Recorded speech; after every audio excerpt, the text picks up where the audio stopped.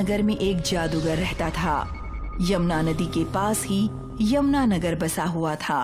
पास के एक मैदान में जादूगर अपनी जादूगिरी दिखाता और बहुत पैसे कमाता था। लोग उसकी जादू की बहुत तारीफ करते थे। आपका जादू बहुत ही बेमिसाल है, ऐसा जादू आज तक नहीं देखा। मैंने भी नहीं देखा। आपका जादू से खुश होकर मैं आपके लिए गिफ्ट लाया हूँ। इस तरह जादूगर को बहुत से गिफ्ट मिलते और जादूगर खुश होता। उस जादूगर का नाम था पीसी सरकार। एक बार पीसी सरकार जादू दिखा रहा था। उसने चैलेंज किया कि उससे बड़ा कोई जादूगर नहीं है। वो जब भी जादू दिखाता वो खुद को सबसे बड़ा जादूगर बोलता था। उसे घमंड हो गया था कि उससे ज्यादा जादू कोई नहीं जानता है। आप सबको मैं बता दूं कि मुझसे बड़ा कोई जादूगर नहीं है। मैंने देश विदेश में जादू किया है, लेकिन कोई मुझे जादू में हरा नहीं सका। अगर कोई है जिसे लगे कि मुझसे ज्यादा जादू जानता है तो मुझे हरा कर दिखाए। एक दिन एक सास और बहू उस गांव में रहने आईं। बहू हमेशा घूंघट में रहती। ये दोनों कोलकाता से यमुना नगर में रहने आए। दोनों बहुत ही शांत रहती और बाहर के लोगों से बात नहीं करती। बहू, पानी लेकर आओ, मुझे नहाना है। जी माँ जी, अभी जाती हूँ। वो पानी लेने कुएं पर गई तो भी घूंघट में ही थी। गांव के किसी ने भी बहू का चेहरा नहीं देखा।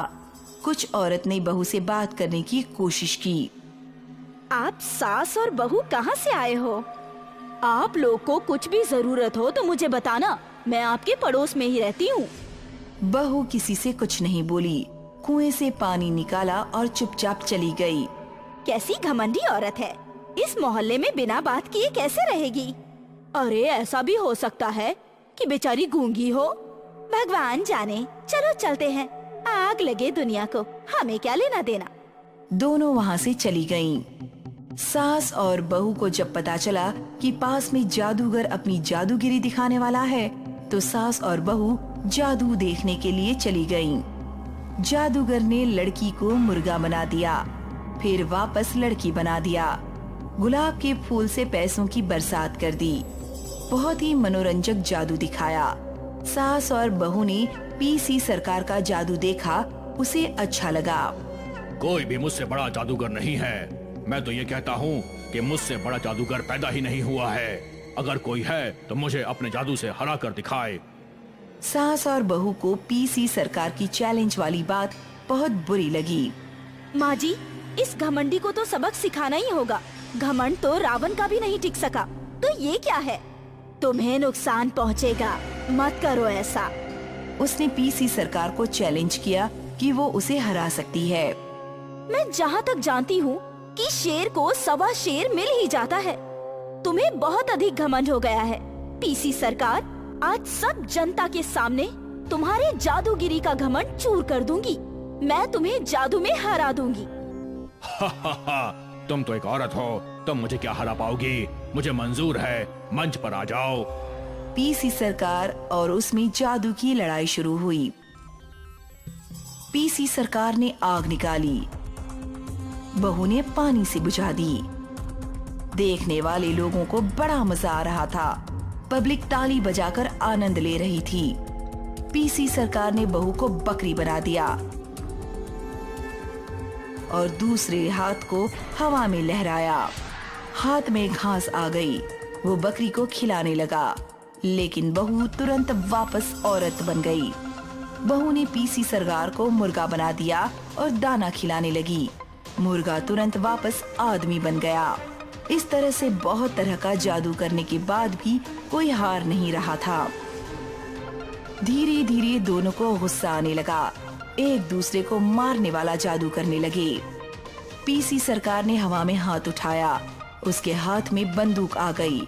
उसने बहू के ऊपर गोली चला दी। बहू ने जादू किया। गोली फूल बनकर उसके ऊपर बरसने लगे। अब तुम्हारा अहंकार प्रतिशोध में बदल गया है।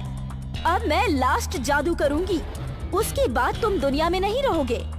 मैं वो जादू करूं, उससे पहले तुम हार मानकर मुझे अपना गुरु मान लो।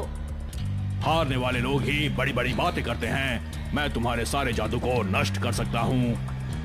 मैं सच कह रही हूँ। जादूगर, अपनी हार मानकर मुझे अपना गुरु मान लो। गुरु और तुमको कभी भी नहीं। एक औरत को गुरु कभी नहीं मान सकता। दूसरी बात, मैं तुमसे हारा भी नहीं हूँ। पब्लिक सब कुछ देख रही थी। बहू ने अपना घूंघट थोड़ा सा उठाया, उसके होंठ दिखने लगे। पीसी सरकार थोड़ा सा हवा में उठ गया। जादूगर, कोशिश करो नीचे आने की।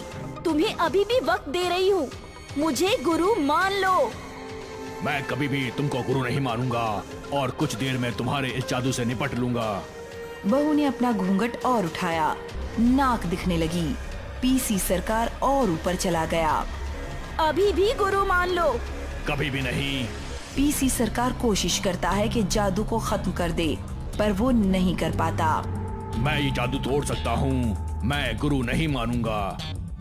ये अंतिम चेतावनी है, गुरु मान लो, वरना जान से हाथ धो बैठोगे। मैं मर भी जाऊंगा तो भी गुरु नहीं मानूंगा। बहू ने अपना पूरा घूंघट उठा दिया। पीसी सरकार आसमान से गायब हो गया। लोगों ने बहू के चेहरे को देखा, वो चुड़ैल बन चुकी थी। लोग डरकर भागने लगे। बहू का राज खुल गया था। चुड़ैल बहू यमुना नदी में कूद गई। उसके बाद पीसी सरकार और बहू का कोई अता पता नहीं मिला। लापता हो गए देखते देखते। इस कहानी से हमें ये शिक्षा मिलती है कि कभी भी घमंड नहीं करना चाहिए। शेर को सवा शेर मिल ही जाता है।